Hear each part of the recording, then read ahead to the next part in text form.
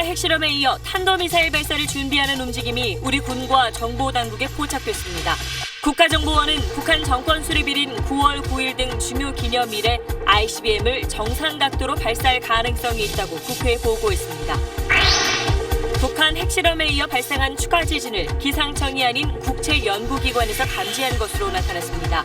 하지만 발표 창구 일원화를 이유로 공식 발표되지 않아 비난이 일고 있습니다. 북한이 이틀째 EMP, 즉 초강력 전자기파 공격 가능성을 언급하면서 한미 두 나라를 위협했습니다. EMP는 핵폭탄이 공중에서 폭발할 때 대규모로 발산되는 전자기파로 북한이 오늘은 노동신문을 통해 공격의 원리와 위력을 소개했습니다. 북한은 어제 핵실험에 성공했다고 대대적으로 강조하면서 내부 결속을 가지고 있습니다. 매체를 동원해 국제사회 제재도 단결의 힘으로 짚부수겠다면서 주민선동에도 나섰습니다.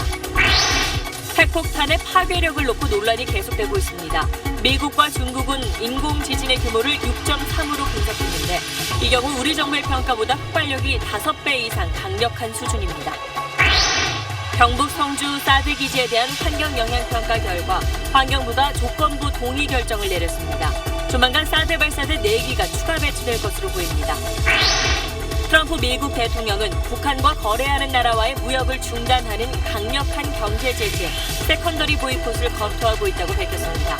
매티스 미 국방장관은 전멸이란 표현까지 하며 대북 경고에 나섰습니다. 부산 여중생들이 또래 여중생을 폭행해 피투성이로 만든 사건의 파문이 커지고 있습니다. 청와대 홈페이지엔 청소년도 어른처럼 강력하게 처벌해야 한다는 청원글이 잇따라 올라오고 있습니다. 식약처는 여성환경연대가 수행한 생리대 방출물질 검출 시험에 사용된 일회용 생리대 제품명을 공개했습니다. 생리불순 같은 피해를 경험한 여성에 대한 역학조사도 벌이기로 했습니다.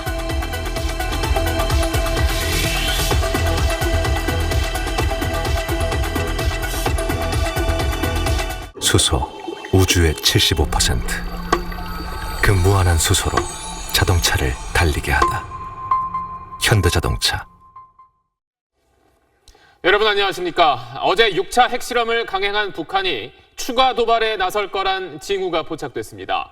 북한의 정권 수립 기념일인 9월 9일, 그러니까 이번 주 토요일쯤 ICBM급 탄도미사일을 발사할 가능성이 있다고 우리 국정원이 밝혔습니다. 이번엔 시험 발사 성격이 아니라 실전을 염두에 둔 정상 각도로 쏠 가능성이 커서 긴장감이 더욱 높아지고 있습니다. 오늘 첫 소식 이한석 기자입니다. 국가정보원은 오늘 국회 정보위원회 전체 회의에서 북한이 ICBM급 미사일로 추가 도발할 가능성이 있다고 밝혔습니다. 도발 시점은 북한의 정권 수립일인 9월 9일과 노동당 창건일인 10월 10일 사이가 될 가능성이 크다고 말했습니다. 긴장 정세를 조성하고 내픽 강조 등을 통해서 체제 결속을 도모해 나아갈 것으로 보인다고 합니다.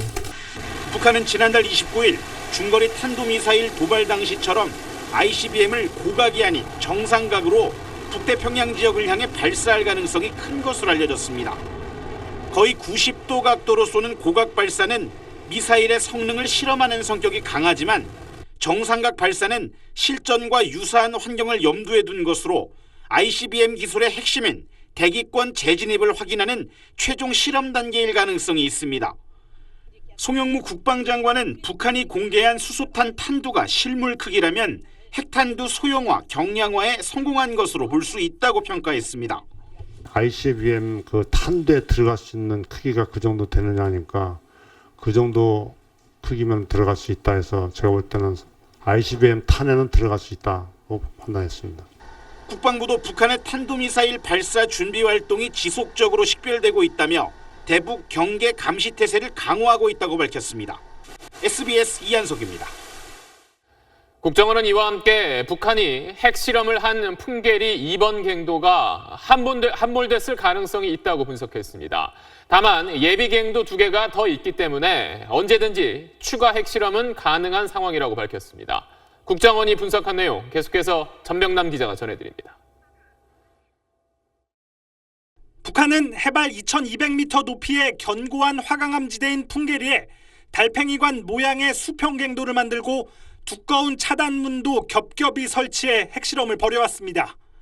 하지만 50킬로톤이 넘는 역대 최대 규모의 폭발로 어제 핵실험을 한 풍계리 2번 갱도가 붕괴됐을 가능성이 있다고 국정원은 언급했습니다. 이번 핵실험은 2번 갱도에서 실험을 하였는데 이번 갱도의 함몰도 확신할 수는 없지만 예상한다 이런 얘기는 있었습니다. 2009년 2차 핵실험부터 어제 6차 핵실험까지 진행했던 이번 갱도가 함몰된 게 맞다면 당분간 재사용은 어려울 전망입니다. 하지만 북한이 2개의 예비 갱도를 추가로 확보한 상태여서 언제든 핵실험은 가능하다고 국정원은 설명했습니다. 3번 갱도, 4번 갱도를 준비해놨기 때문에 언제든지 핵실험이 가능한 것으로. 북한 주장대로 수소탄 실험을 했는지는 분석이 더 필요하다고 밝혔습니다. 수소탄이 있고 원자탄이 있고 정폭 핵분열탄이 있답니다. 이 세 가지를 다 염두에 두고 지금 검증하고 있고. 국정원은 또 북한이 브릭스 정상회의차 푸틴 대통령이 중국을 방문한 시점에 핵실험을 감행한 것은 안보리 제재에 동참해온 중국과 러시아에 대한 섭섭함을 드러낸 것으로도 해석했습니다. SBS 전병남입니다. 네, 핵 폭발과 함께 땅이 꺼지는 모습입니다. 자, 이런 함몰 지진은 핵 폭발의 강도와 2차 피해를 가늠하는 중요한 현상입니다.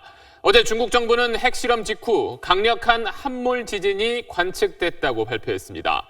그런데 어찌된 일인지 우리 기상청은 이 함몰 지진을 전혀 감지하지 못했다고 밝혔습니다. 이게 어떤 이유에서인지 권혜리 기자가 취재했습니다. 중국 지진국은 북한 핵실험으로 인공지진이 발생하고 8분이 지난 뒤 근처에서 4.6 규모의 함몰 지진이 관측됐다고 밝혔습니다. 이 지진은 대규모 붕괴로 인해 일어났다는 겁니다. 그러나 우리 기상청은 함몰 진동을 전혀 포착할 수 없었다며 그 이유까지 자세히 설명했습니다.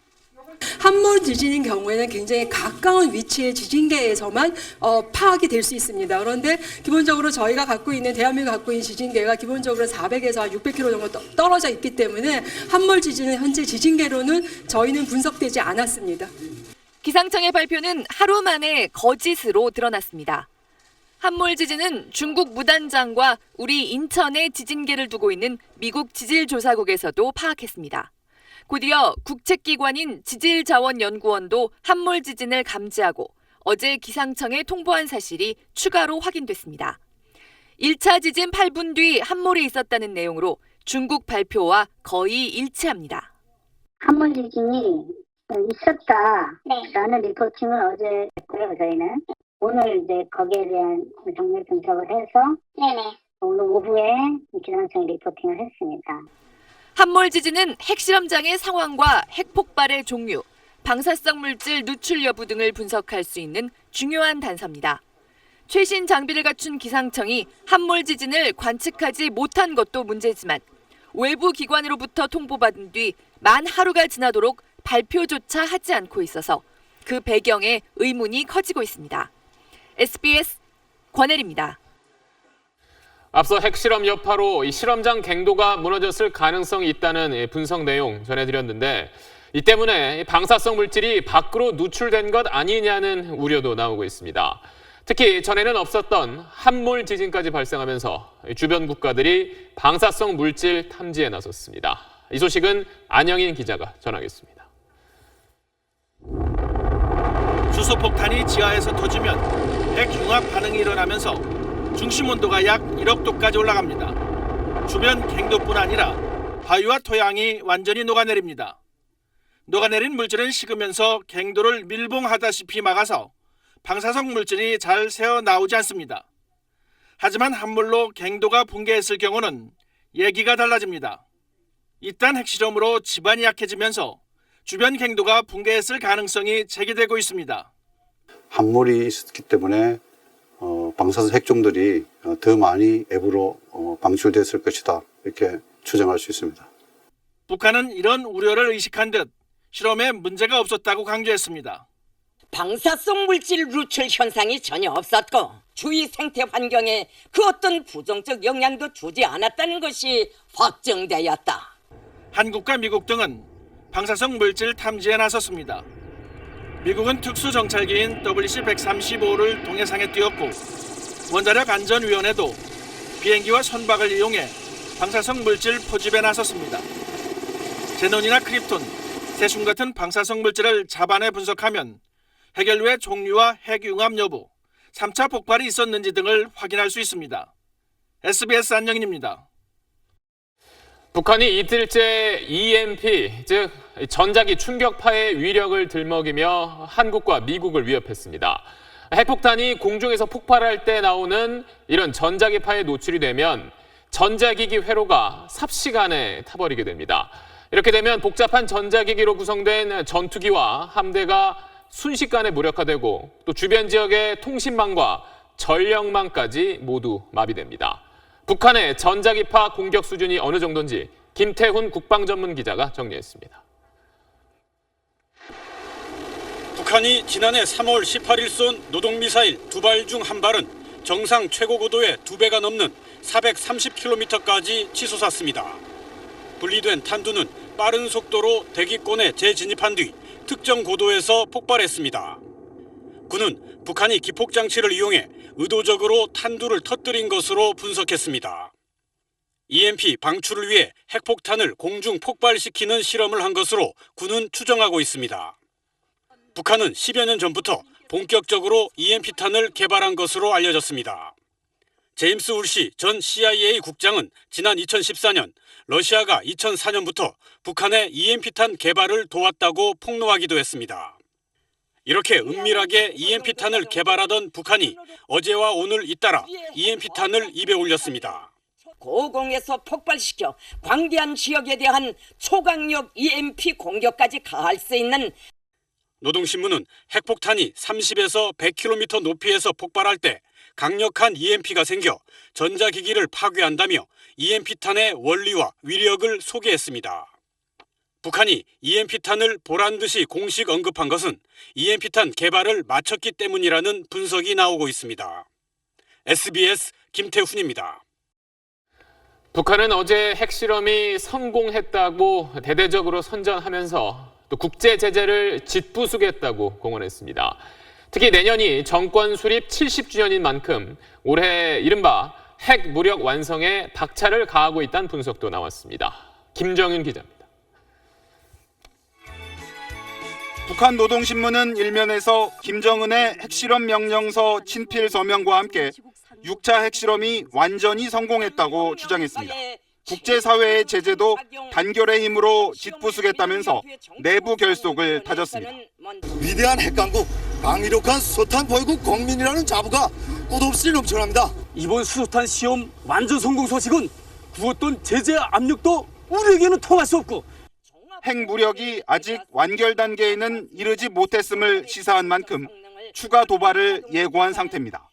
국가 핵무력 완성의 완결 단계 목표를 달성하는 데서 매우 의의 있는 계기로 된다. 특히 내년이 북한 정권 수립 70주년, 이른바 꺾어지는 해이기 때문에 이에 앞서 핵무력 완성에 박차를 가할 거란 전망이 나옵니다. 밖으론 대미 위협을 극대화하며 안으론 김정은 체제를 확고히 하려는 이중 포석입니다.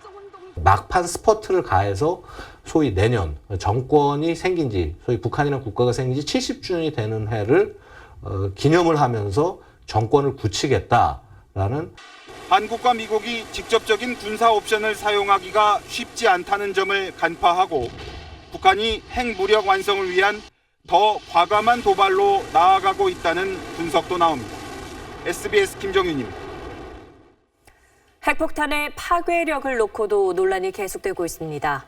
핵폭탄의 폭발력은 인공지진의 규모로 추정하는데 미국과 중국이 분석한 대로라면 우리 정부의 평가보다 폭발력이 5배 이상 강력한 겁니다. 정구희 기자가 설명해 드립니다. 북한이 함경북도 풍계리에서 핵실험을 실행하자마자 그 지진파는 51초 만에 강원도 속초까지 도달했습니다. 기상청은 이번 인공지진의 규모가 5.7이라고 발표했습니다. 그런데 미국과 중국은 6.3, 일본은 6.1, 유엔은 5.8로 각각 분석 결과가 달랐습니다. 핵폭탄의 폭발력은 인공지진의 크기로 가늠하는데 규모가 조금만 커져도 폭탄의 위력은 기하급수적으로 강해집니다. 지금 보시는 게 인공지진의 규모에 따른 핵폭탄의 폭발력을 나타내는 겁니다. 우리 정부 발표대로라면 이번 핵폭탄은 TNT 49킬로톤 위력입니다. 만일 중국이나 미국의 측정치가 맞다면 폭발력은 5배 이상 커집니다.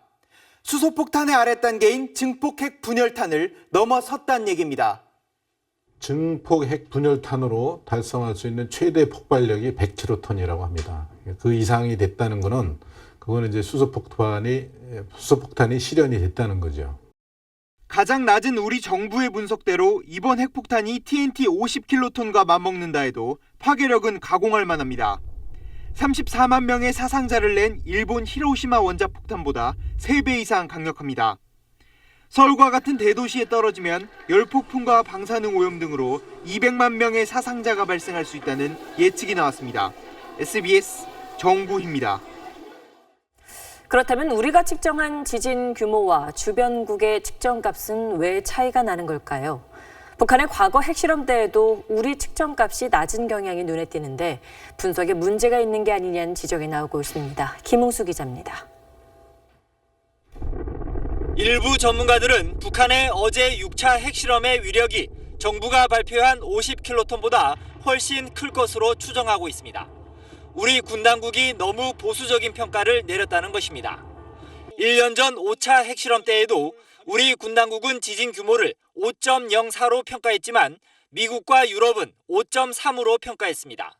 이렇다 보니 항상 최악의 상황을 염두에 둬야 하는 군의 분석 방식에 문제가 있는 것 아니냐는 지적까지 제기되고 있습니다. 우리 측정 장소는요, 송해바다 미술성에서 옵니다. 자, 그렇다면 상쇄라는 게 돼요. 중국은 접경지대에 있을 것이고 바다를 통하지 않았어요. 제 쪽은 200KT 하는데 일각에서는 북한 핵실험을 사전에 탐지하지 못했다는 정보력 부재에 대한 비판 때문에 핵실험 규모를 의도적으로 축소하려는 조직 방어 논리가 작용한 것 아니냐는 지적도 내놓고 있습니다. 북한의 핵 개발뿐만 아니라 미사일 개발 과정도 그렇고 정보력 부재에 대한 비판과 함께 우리 군이 늘 뒤따라가는 모습을 보여온 게 사실입니다. 군 당국은 그러나 지진 규모와 폭발력 등은 계측 장비를 갖춘 기상청 분석 자료에 의존하고 있다며 의도적으로 소극적인 평가를 내린 건 아니라고 밝혔습니다. SBS 김웅수입니다.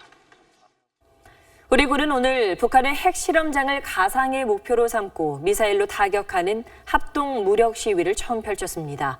미군 전략무기들을 번갈아가며 오랫동안 한반도에 머물게 하는 방안도 추진되고 있습니다. 이세영 기자입니다.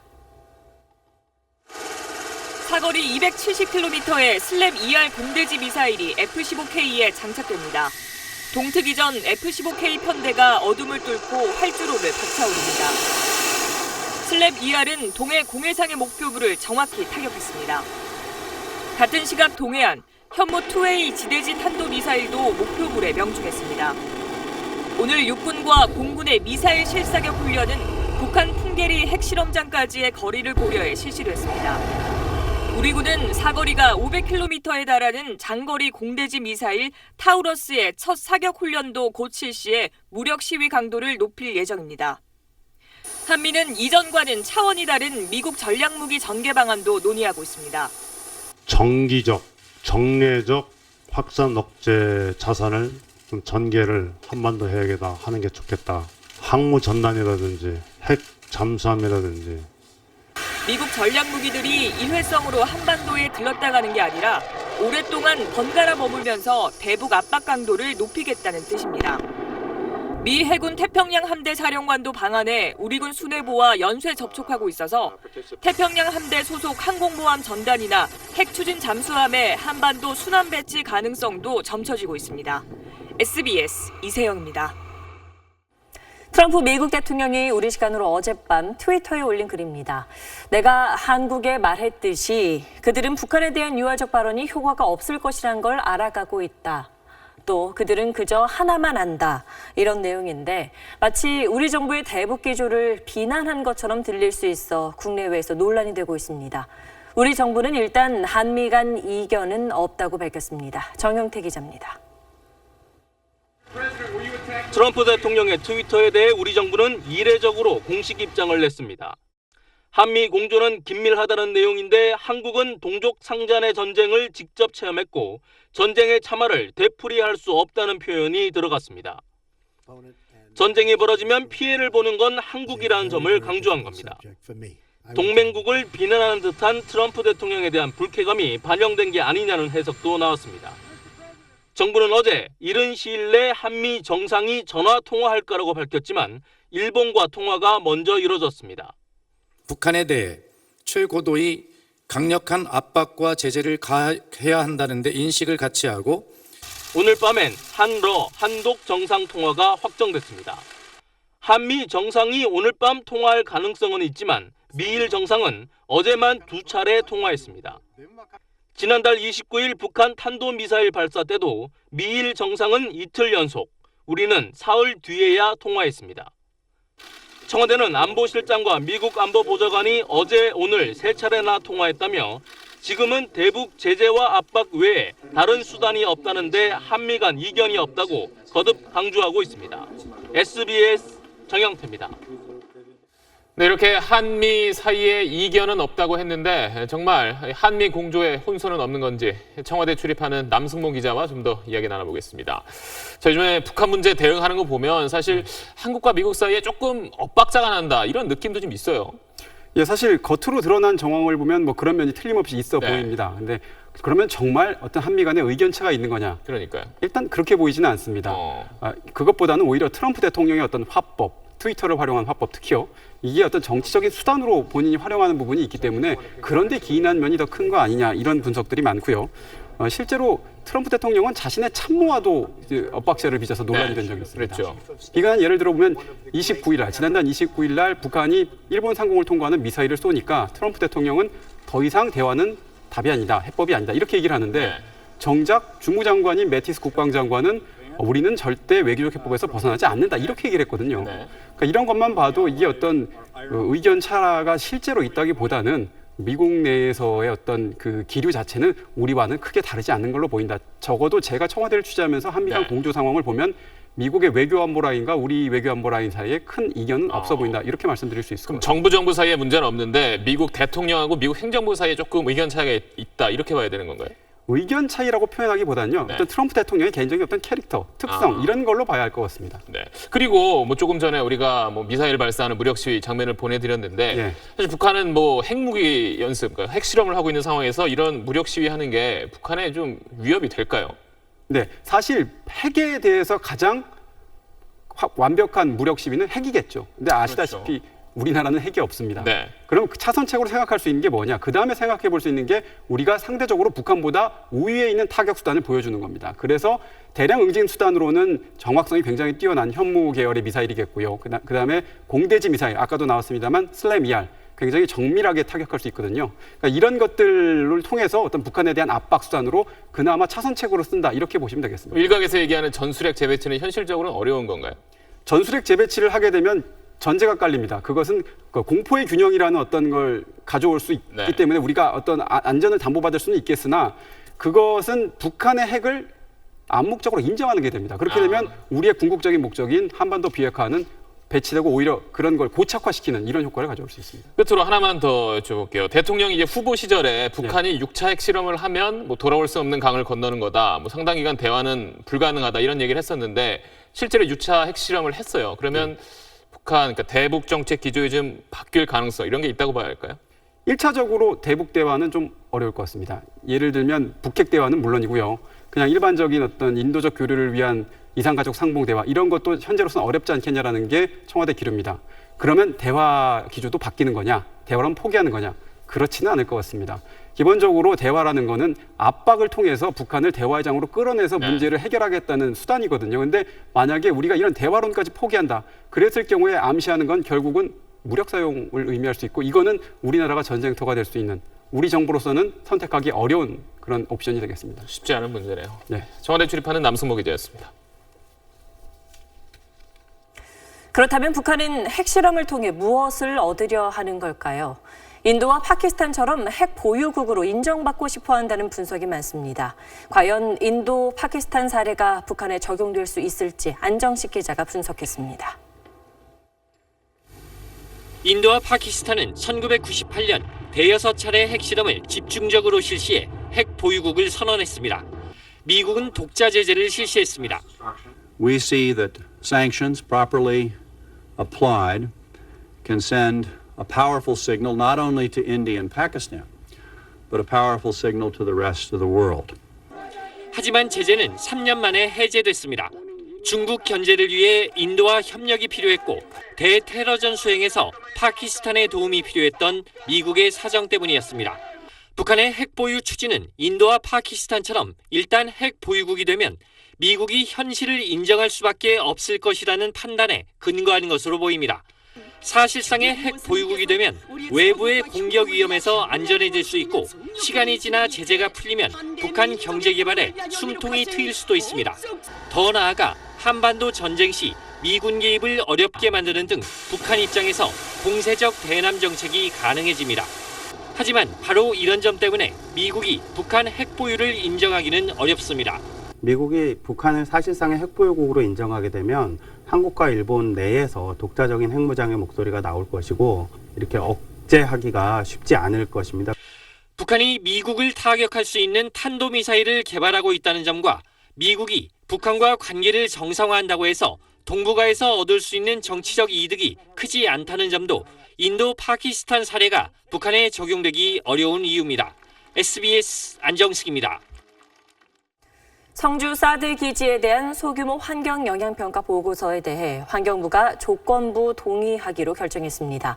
국방부는 조만간 사드 발사대 4기를 추가 배치하겠다고 밝혔습니다. 이용식 기자입니다. 국방부는 지난달 23일과 24일 김천 혁신도시 등 성주기지 외곽 3곳에서 사드 전자파를 추가로 측정했습니다. 성주기지에서 9.8km 이내인 곳입니다. 전자파 측정값은 제곱미터당 최대 0.0038W로 기지 내 측정치보다 낮고 인체 보호 기준에 못 미치는 수치입니다. 환경부는 인체와 주변 환경에 미치는 영향이 미미한 것으로 판단됐다고 밝혔습니다. 다만 주기적으로 전자파를 측정하고 그 결과를 실시간 공표해야 한다며 조건부 동의 결정을 내렸습니다. 지역 주민의 우려 해소 등 사회적 수용성을 높이는 방향으로 협의 의견을 마련하였습니다. 환경부는 앞으로 국방부가 사업 계획을 확정한 뒤 30일 안에 협의 의견 반영 결과를 통보하도록 되어 있다며 만약 불충분할 경우 재반영 요구를 하기로 했습니다.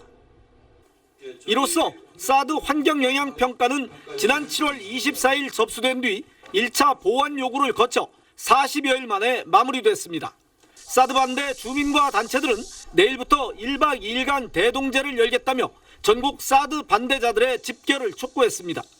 평가 결과를 수용할 수 없는 입장입니다. 앞으로도 계속 사드 배치 반대에는 투쟁을 할 것입니다. 환경부가 환경영향평가를 동의함에 따라 국방부는 잔여 발사대 4기를 조만간 배치할 예정이라고 밝혔습니다. SBS 이용식입니다. 네, 북핵 관련 소식은 잠시 뒤에 다시 전해드리겠습니다. 선배에게 두들겨 맞아서 피투성이가 된 여중생의 사진이 SNS를 통해 퍼지면서 많은 사람들이 충격과 분노를 느끼고 있습니다. 이 피해 여학생은 2달 전에도 폭행을 당했었는데 그때 경찰에 신고했다는 이유로 보복 폭행을 당한 거라고 말했습니다. 송성준 기자입니다. 중3 여중생 2명이 1년 후배 여중생을 무릎 꿇려놓고 주먹질과 발길질을 해댑니다. 후배 여중생은 반항 한 번 못하고 무차별 폭행을 당합니다. 슬리퍼와 소주병 등이 동원되고 급기야 철제 의자로 머리를 내리치기까지 합니다. 몽둥이로 마구 때리는가 하면 군대 유격훈련에서나 있을 법한 좌우로 구르기까지 시킵니다. 가해 학생들은 고문에 가까운 폭행을 1시간 반 가까이나 했고 피범벅이 된 피해 여학생을 무릎 꿇린 뒤 사진까지 찍습니다. 반바지 흰 바지를 입었더라고. 다리에 피가 많이 흘러가 있고. 피해 학생은 시민 신고를 받고 출동한 119 구조대에 의해 병원으로 옮겨졌습니다. 범행 직후 가해 학생들은 아는 선배에게 인정샷을 보냈고 그 선배는 대화 내용과 함께 이 사진을 SNS에 공개했습니다. 가해 학생들은 범행 1시간여 뒤에 경찰에 자수했습니다. 그런데 가해 학생들은 2달 전에도 피해 학생을 폭행한 사실이 새로 확인됐습니다. 피해 학생 부모가 지난 6월 말 이들을 포함해 여중생 5명을 고소했지만 경찰 수사는 제대로 이루어지지 않았습니다. 피해 학생이 진술을 안 했기 때문에 그건 추가로 저희 확인을 못했습니다. 피자 측은 경찰에 신고했다는 이유로 보복 폭행을 당한 것이라고 주장합니다. 파장이 커지고 축소 수사 논란까지 일자 뒤늦게 경찰은 폭행 경위와 보복 폭행 여부 등 수사를 확대하기로 했습니다. SBS 송승준입니다. 네, 이렇게 조직폭력배 뺨치는 여중생들의 폭행 장면이 공개되면서 청와대 홈페이지에는 청소년도 범죄를 저지르면 어른처럼 강하게 처벌해야 한다는 청원 글이 올라왔습니다. 여기에 참여한 사람이 5만 명 가까이 됩니다. 이어서 이종훈 기자입니다. 후배 여중생을 잔인하게 폭행하는 모습에 시민들은 경악했습니다. 너무 안 좋죠. 이게 어린 학생들이 같은 또래 애들을 그렇게 어른 못하는 행동이잖아요. 벌을 줘야 된다고 생각해요. 폭행 장면이 담긴 CCTV 외에 뒷머리가 심하게 찢어진 사진이 추가로 공개되자 공분은 더욱 커지고 있습니다. 가해 학생들에 대한 분노는 SNS를 통한 청원 운동으로까지 번졌습니다. 청와대 홈페이지에 국민 청원과 제안 코너에는 소년법 폐지를 주장하는 글이 올라와 현재 5만 명 가까운 네티즌이 참여했습니다. 발육도 빠르고 신체적 성숙하는 것도 빠르기 때문에 근데 법은 그대로잖아요. 법도 좀 맞게 고쳐야 되지 않나. 18세 미만 소년범에게는 통상 최대 형량을 15년까지로 제한한 소년법 특례 규정을 악용하는 사례가 늘고 있다며 청소년이라도 강력히 처벌해야 한다는 겁니다. 그런 아이들한테는 그 법이 과연 진짜 보호를 해줘야 되는지는 한번 생각을 해봐야 될 것 같습니다. 특정 강력 범죄의 경우 소년범이라도 형량의 상한을 두지 않도록 하는 법 개정안이 현재 국회에서 심의 중입니다. SBS 이종훈입니다. 생리대 유해성 논란이 갈수록 커지자 식약처가 오늘 관련 제품과 제조업체 실명을 공개했습니다. 또 피해 사례에 대한 역학조사도 벌이기로 했습니다. 송인호 기자가 취재했습니다. 식약처가 여성환경연대의 유해성 검사에 사용된 생리대 제품명을 공개했습니다. 이미 공개된 깨끗한 나라 외에 유한킴벌리와 LG유니참, P&G 등 업계 1, 2, 3위 등 주요 제품들이 모두 포함되어 있습니다. 트리플라이프의 면 생리대 1개 제품도 들어 있습니다. 식약처는 지난 3월 여성환경연대로부터 관련 실험 결과를 받았지만 최근 생리대 유해 논란이 가열되자 뒤늦게 공개를 결정했습니다. 제품명과 휘발성 유기화합물에 대한 검출량, 유해성 등의 논란이 지속되고 있어 공개하기로 하였습니다. 해당 제품들에는 총 휘발성 유기화합물은 물론 발암물질 검출 결과도 포함됐습니다. 특히 트리플라이프의 면 생리대, 유한킴벌리의 일부 중형과 팬티라이너 제품, 그리고 LG 유니참과 P&G사의 중형 제품에서 일군 발암물질 일부가 검출됐습니다. 식약처는 다만 발암물질 검출 사실만으로 인체에 미치는 영향을 분석하기에는 불충분하다고 밝혔습니다. 현재 자료를 가지고 인체에 미치는 유해한 영향에 대한 판단이 어렵다는 얘기고요. 전수조사한 결과를 가지고 판단을 해봐야 할 것 같습니다. 식약처는 일부 생리대를 썼을 때 염증과 생리불순 등 부작용을 경험했다는 피해 사례에 대해 역학조사를 실시하기로 했습니다. SBS 송인호입니다. 요즘 대마 씨앗 기름이 건강식품으로 인기를 끌면서 해외에서 이 제품을 직접 구매하는 사람도 늘고 있습니다. 그런데 일부 제품에는 마약 성분이 들어있기 때문에 자칫 마약 사범으로도 처벌받을 수 있습니다. 자세한 내용 박찬근 기자가 전해드립니다. 엑스레이 검사 중인 소포들 가운데 하나가 걸러집니다. 상자를 열어보니 작은 갈색 병이 나옵니다. 대마 오일입니다. 면역력을 증강시켜주고 각종 암 예방 효과가 있다고 소문이나 최근 해외 직접 구매가 활발한데 이 제품엔 마약 성분이 들어있어 적발된 겁니다. 양귀비 씨앗도 식감을 좋게 해준다는 이유로 과자나 양념장 등에 들어가는데 일부 품종엔 씨앗에 마약 성분이 함유돼 세관에서 단속됩니다. 지난 1월부터 7월까지 마약 성분이 함유된 대마 오일과 양귀비 씨앗 관련 제품은 모두 65차례 세관에 적발됐는데 지난해 같은 기간에 비해 10배 정도 늘어난 수치입니다. 특히 대마 오일은 대마의 씨앗과 뿌리, 다 자란 대마의 줄기 등에서 추출했을 경우 합법적으로 유통되고 쓸 수 있지만 이파리 등 다른 부분에서 추출하면 마약 성분이 들어가 모두 불법입니다. 이제 마약류를 국내로 들여오면 마약류 밀수입죄에 해당해서 법에 따라 입건이 돼서 조사를 받을 수가 있습니다. 따라서 직구를 할 땐 대마 씨앗만으로 추출한 기름인지 마약 성분이 나오는 양귀비 씨앗은 아닌지 제품의 성분을 꼼꼼히 따져봐야 합니다. SBS 박찬근입니다. 어린이 보호구역 스쿨존에서 주로 불법 주정차 차량 때문에 어린이 교통사고가 일어난다고 얼마 전 8시 뉴스에서 전해드린 적이 있습니다. 그래서 서울시가 개학을 맞아 스쿨존에서 불법 주정차 단속을 강화하기로 했는데 그 단속 현장을 한지연 기자가 동행 취재했습니다. 지난 6월 불법 주정차 차량으로 붐볐던 한 초등학교 근처 스쿨존입니다. 2달이 지난 오늘 다시 찾아가 봤더니 곳곳에서 불법 주정차한 차량이 목격됩니다. 아이 때문에 어쩔 수 없이 지금 5분 이내면 되는 거 아닌가요? 그래도 안 돼요? 스쿨존에서 발생하는 교통사고의 70%는 길을 건너다 발생합니다. 운전자 시야를 가리는 불법 주정차 차량이 가장 큰 원인입니다. 개학 시즌을 맞아 서울시가 단속에 나섰습니다. 어린이 보호구역 팻말 옆에 버젓이 주차하는가 하면 단속을 피하기 위한 꼼수도 서슴지 않습니다. 보시면 번호판이 이렇게 가려놨어요 지금. 그래서 직접적으로 스티커 단속을 저희들이 못하고. 등교 시간 10여 분 동안 취재 카메라에 잡힌 불법 정차 차량만 10여 대. 아니 너무하잖아 이거는 10분도 안 되는 거예요 지금. 그럼 왜 그러냐고요? 카메라 쓰는 거니까. 하교 시간에도 실랑이는 이어집니다.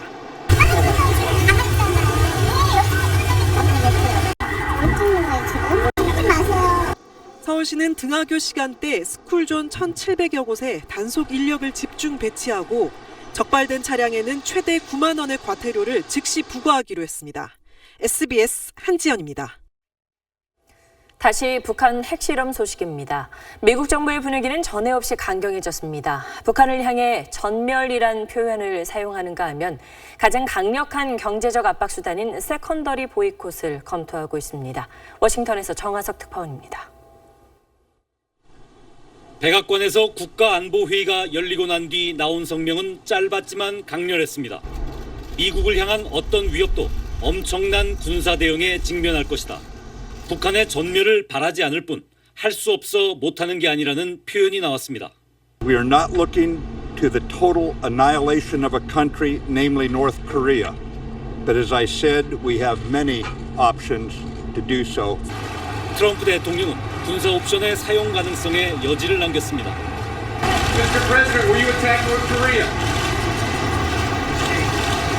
아베 일본 총리와의 통화에선 북한에 전례 없이 강력한 압력을 가해야 한다는 뜻을 밝혔습니다.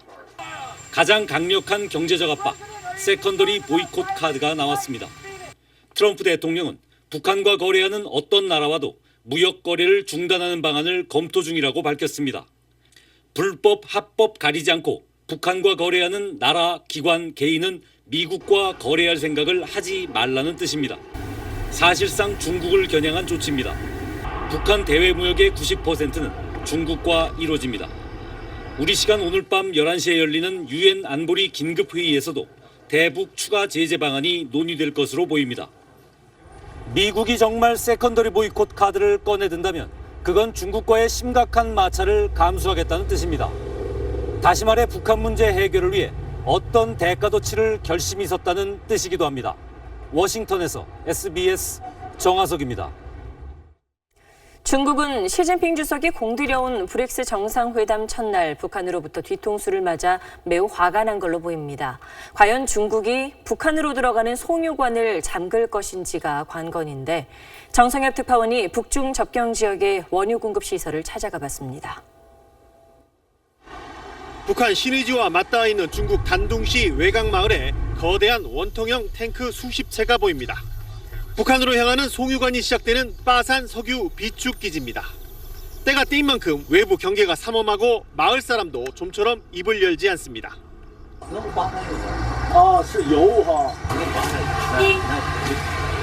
빠산 기지에서 시작된 송유관이 연결되는 압록강변 석유 기지를 찾아갔습니다.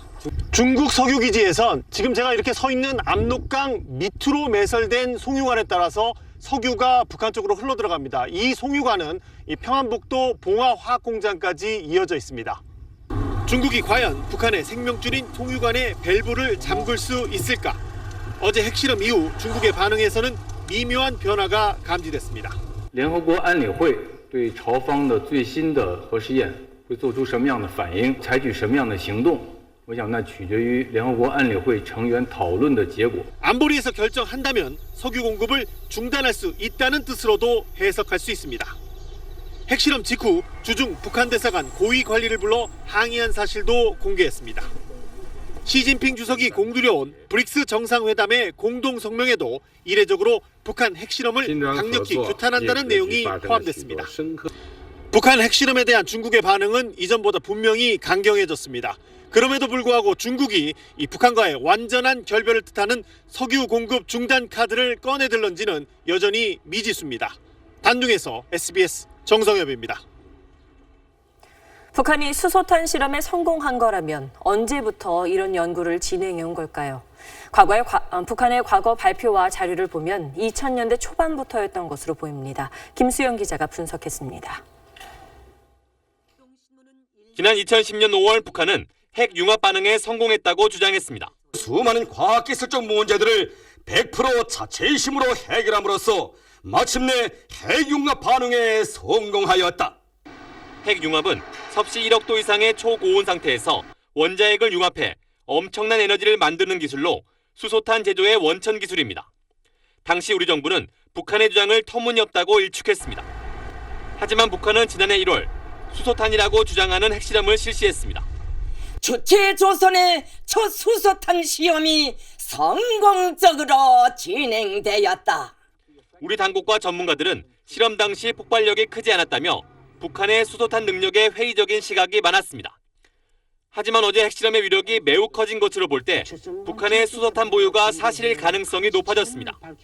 전문가들은 북한이 이미 2000년대 초반부터 수소탄의 핵심 기술인 핵융합을 연구해왔다고 말합니다. 2000년대 초반부터 걔네들이 핵융합 재료들을 개발하고 있었거든. 그 리튬 칩스하고 중수소하고. 그거는 공개는 안 했는데 국가연구개발 계획을 보면 있어요. 북한의 수소탄 보유가 현실화하면서 동북아의 위기 지수는 갈수록 높아지고 있습니다. SBS 김수영입니다. 문재인 정부의 첫 정기국회가 시작됐습니다. 북한의 핵실험 다음 날 진행된 여당 대표의 국회 교섭단체 연설에서 추미애 대표는 대북 특사 파견을 제안했습니다. 하지만 자유한국당은 애초 보이콧했고 바른정당 의원들은 연설 도중 퇴장했습니다. 권난 기자입니다. 본회의장 절반이 텅 빈 가운데 추미애 민주당 대표가 연단에 섰습니다. 추 대표는 북한의 6차 핵실험을 강하게 규탄하면서도 북핵 문제 해결을 위해 대화가 필요하다며 대북 특사 파견을 제안했습니다. 북한과 미국의 동시에 특사를 파견해 북미 남북 간 투트랙 대화를 추진할 것을 강력히 제안드립니다. 추 대표의 거듭된 대화 기조 강조에 바른정당 의원들이 반발했고 여야 간에 고성이 오갔습니다.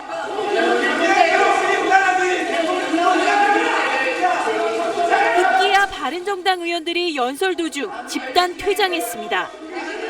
추미애 대표는 특히 적폐청산과 양극화 해소를 포기할 수 없는 지상과제로 꼽고 강력한 부동산 대책을 제안하기도 했습니다. 필요하다면 초과다 부동산 보유자에 대한 보유세 도입도 적극 검토해야 할 것입니다. MBC 김장겸 사장 체포영장 발부에 반발해 국회 보이콧을 선언한 자유한국당은 장외투쟁에 나섰습니다. 공영방송 장외본부 중단하라!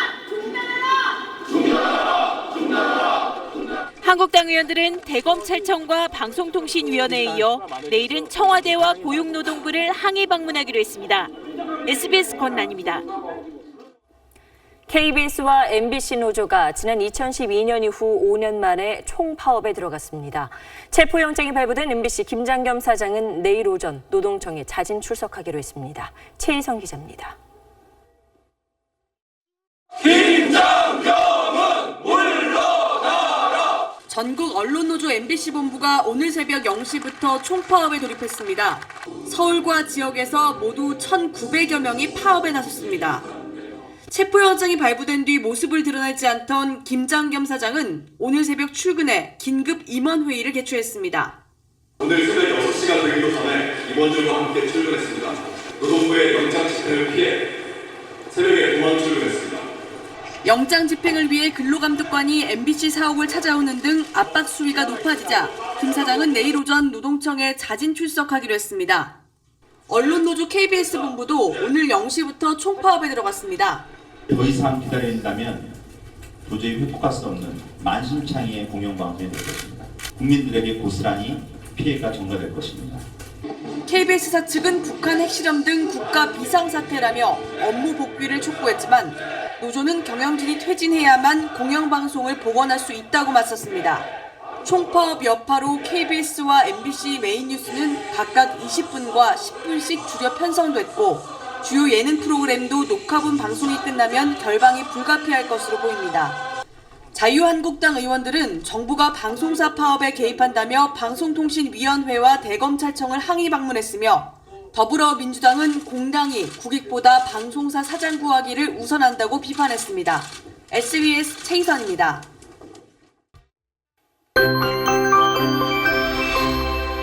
낮 동안 뜨거운 하루였습니다. 오늘 서울의 낮 기온이 30.1도까지 올랐는데요. 내일은 흐리고 차차 비구름이 북상하면서 더위가 한풀 꺾일 것으로 보입니다. 내일 아침에는 남해안 지방, 밤이 되면 전국으로 비가 확대되겠습니다. 모레까지 전남과 경남 지방은 30에서 80mm, 충청 이남 지방은 20에서 60mm, 그 밖에 수도권과 강원도는 40mm 안팎의 비가 올 것으로 보입니다. 중부 지방의 비는 모레 오후까지 이어지다 그치겠는데요. 하지만 남부지방은 목요일까지 많은 양의 비가 더 내리겠습니다. 내일 중부지방은 낮 동안 흐리다가 밤에 비가 내리겠습니다. 기온은 서울이 25도, 대전은 24도 안팎에 머물겠고요. 남부지방도 대구와 광주의 낮 기온은 26도로 오늘보다 3, 4도 정도 낮겠습니다. 이번 주 중후반까지는 비와 또 구름이 덮이면서 낮더위는 주춤하겠습니다. 날씨였습니다. 네, 북한은 갈수록 도발 수위를 높여만 가는데 우리의 대응 방식은 도돌이표 느낌입니다. 북한의 추가 도발이 예고된 상황에서 과연 우리가 내밀 수 있는 다음 카드는 무엇인지, 또 북한이 두려워할 만한 실효성 있는 제재 수단이 있는지도 냉철하게 돌아봐야겠습니다. 뉴스 마칩니다. 고맙습니다.